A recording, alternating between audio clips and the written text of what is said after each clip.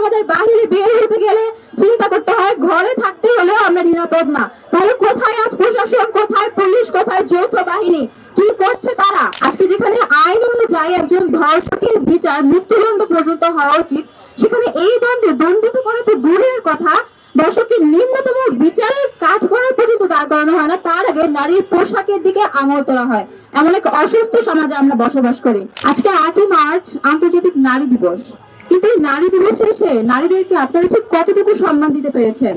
প্রশ্ন থাকবে আপনাদের কাছে।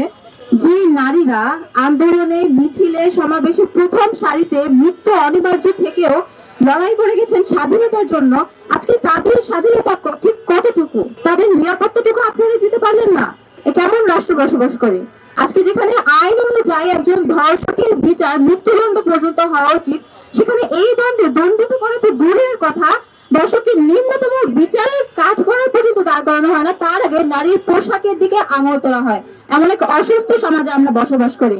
আজকে আমাদের বাহিরে বের হতে গেলে চিন্তা করতে হয় ঘরে থাকতে হলেও আমরা নিরাপদ না। তাহলে কোথায় আজ প্রশাসন, কোথায় পুলিশ, কোথায় যৌথ বাহিনী, কি করছে তারা? প্রশ্ন থাকবে প্রত্যেকের কাছে। আজকে নারী দিবসে এসে আপনাদের সকলের কাছে একটাই অনুরোধ থাকবে, আমাদের নারীদেরকে আমাদের ন্যায্য সম্মানটুকু আপনারা দিয়েন, আমাদের নিরাপত্তাটুকু আপনারা দিয়েন।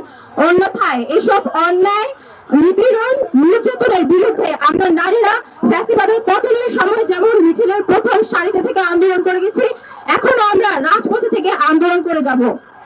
আপনাদের সবাইকে, যারা নারীরা আছেন, আহ্বান জানাবো, আপনারা হার মেনে যাবেন না।